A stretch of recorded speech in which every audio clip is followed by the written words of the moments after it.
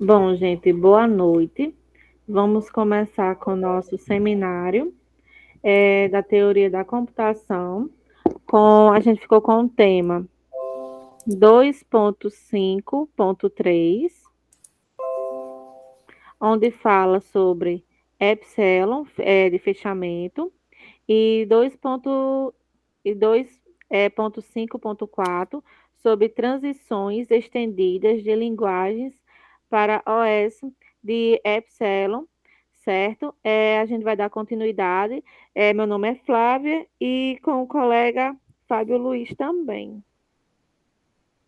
Boa noite. Vamos começar com 2.5.3, epsilon, fechamento. Prosseguiremos com as definições formais de uma função de transição entendida para epsilon NFA, o que leva à definição de aceitação de strings de linguagem por esses automatos eventualmente nos permite explicar por que os epsilon NFA podem ser simulados por FA. O fechamento de um estado que segue todas as transições saem de Q rotulados por E. Porém, quando chega a outros estados seguintes de epsilon, acompanha-se as transições e Q sai desses estados, e assim por diante, encontrados eventualmente todo estado que pode ser alcançado a partir de Q, ao longo de qualquer caminho cujo arco são todos rotulados por epsilon. Pronto. O primeiro exemplo, a gente vê uma imagem, certo? A gente vai abordar essa imagem como esse exemplo. Para começar, cada um desses estados, exclusivamente identificado por epsilon, que são essas letras perto das setas, que é tipo um E. Aí, cada uma parte do estado 1, que é do início, certo? Ao longo de um caminho exclusivamente identificado por epsilon, o exemplo, o estado epsilon é alcançado pelo caminho 1, 2, 3 e 6. O estado 7 não está em enclose, embora seja alcançável a partir do estado 1. O caminho tem que ser usado o arco 4 e 5, que está identificado por epsilon. Se vocês verificar, é, nas duas setinhas tem epsilon, mas no meio tem uma letra, que não significa epsilon. O fato que o estado 6 também pode ser alcançado a partir do estado 1, ao longo de um caminho 1, 4, 5 e 6, que tem transições não epsilon. Continuação. Enclose que epsilon de fechamento de um estado são estados que consigam alcançar o estado Q, seguindo transições de epsilon.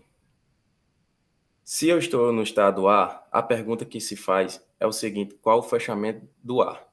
Quais são os estados que você consegue chegar a partir do estado A, usando só transições de epsilon? Do A, eu não consigo chegar em nenhum usando transições epsilon. Consigo chegar no próprio A, portanto, o fechamento do A é o próprio A. Já no B, não.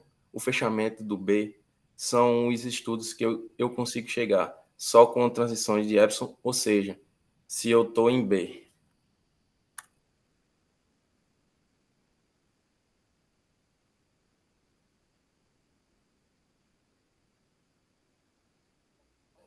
A pergunta que deve estar sendo feita: qual o fechamento a quais o estado que você consegue chegar através do A, usando apenas as transições?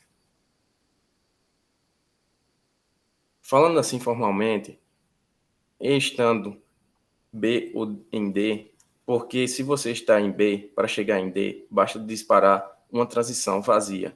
Então, o fechamento de B seria o S e o D.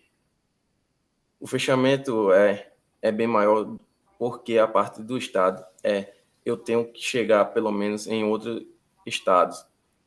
Então, eu consigo chegar em B, consigo chegar em C, e do B eu consigo chegar em D. Então, quer dizer que com duas transições epsilon, eu consigo chegar em D. Portanto, D faz parte também do fechamento do E.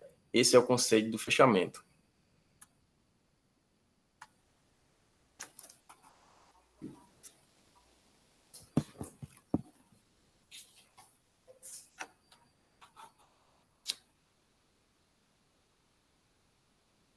Pronto, dando continuidade agora, a gente vai verificar que, que as transições estendidas de linguagens para os Epson é, é o fechamento que nos permite explicar facilmente qual será a aparência das transições de Epson quando é dada uma sequência de entradas não vazias. A gente vai colocar um vídeo onde vai explicar sobre essas transições e vai também solucionar um exercício. A partir daí, a gente vai ter mais conhecimento sobre o assunto abordado.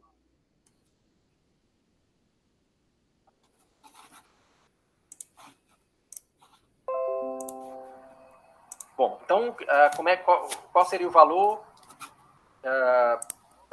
de delta de A epsilon? Ou seja, eu estou perguntando eu estou no delta, se eu disparar a transição epsilon, eu consigo chegar aonde? Bom, o A não tem transição epsilon, então a resposta é o próprio fechamento do A, que é o próprio A. Bom, se eu estou em A e dispara a transição zero, eu chego aonde? Então, A com transição zero me leva ao E. Mas a resposta não seria somente E.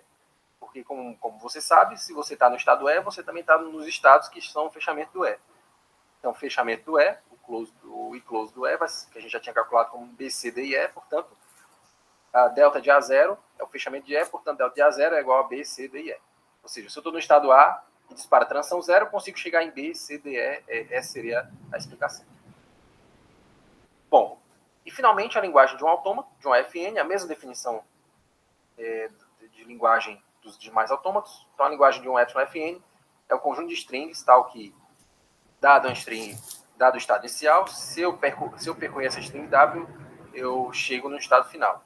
Ou seja, o resultado contém o estado final, porque, como você viu, o resultado de uma string pode ser um conjunto, como é o caso aqui.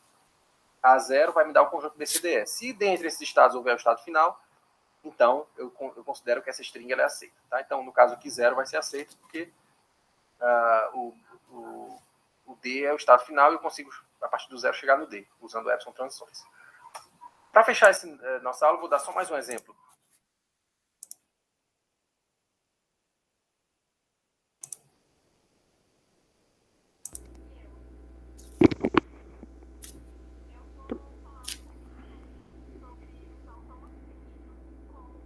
Pronto, pode voltar um slide, por favor. Pronto. Nessa parte, a gente também escolheu outro exemplo, certo? É, a gente vai explicar, porque a primeira parte a gente falou sobre delta.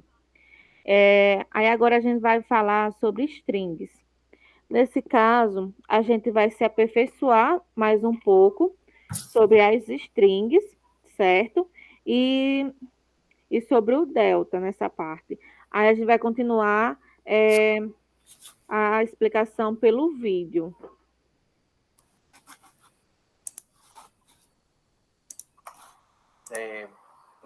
De uso do delta estendido, um exemplo um pouquinho mais complexo, porque ele envolve uma string mesmo, né? Não só um símbolo, mas um string. Então, se eu perguntar para você qual o valor de delta de A01, você vai ter que me dizer onde é que eu chego disparando as transições 0 e 1. Bom, A01 é a mesma coisa escrever delta de A0, depois 1. Né? Você primeiro calcula o delta de A0, depois calcula o delta de 1. O resultado disso aí com 1. Ora, o delta de A0, eu já sei que com 0 eu chego em E, eu já sei que o resultado disso aqui vai ser o fechamento de E. O fechamento de E, eu já sei que é B, C, D e E. Portanto, o delta de A0 é B, C, D, E. E aí o que me resta agora é calcular o delta de B, C, D, E1. Não existe essa notação aqui, né?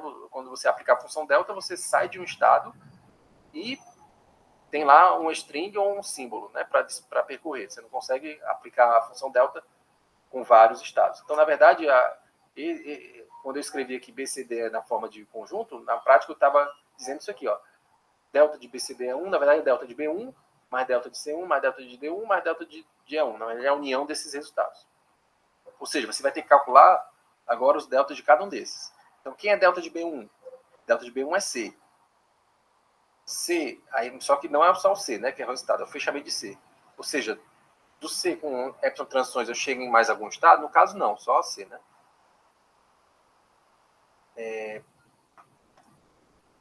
Só voltando aqui. Então, delta de C1. C1 me leva a D, fechamento de D também é só o D. D1. D1 não me leva a nada. E1. E1 também não me leva a nada. Portanto, o resultado seria o fechamento de C, né? O fechamento de C, quer dizer, eu só consigo chegar em C e D, portanto, o resultado é o fechamento de C e D. Só que o fechamento de C e D também é o próprio C e D, porque do C com epsilon não chega a lugar nenhum e D com epsilon também não chega a lugar nenhum. Tá bom? Então, a delta de A01 seria, portanto, CD. Bom, se parecer um pouco confuso, né? Você pode voltar.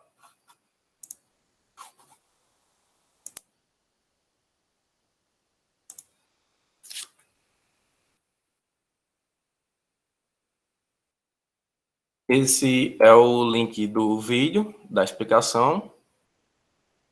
E obrigado a todos pelo momento da apresentação.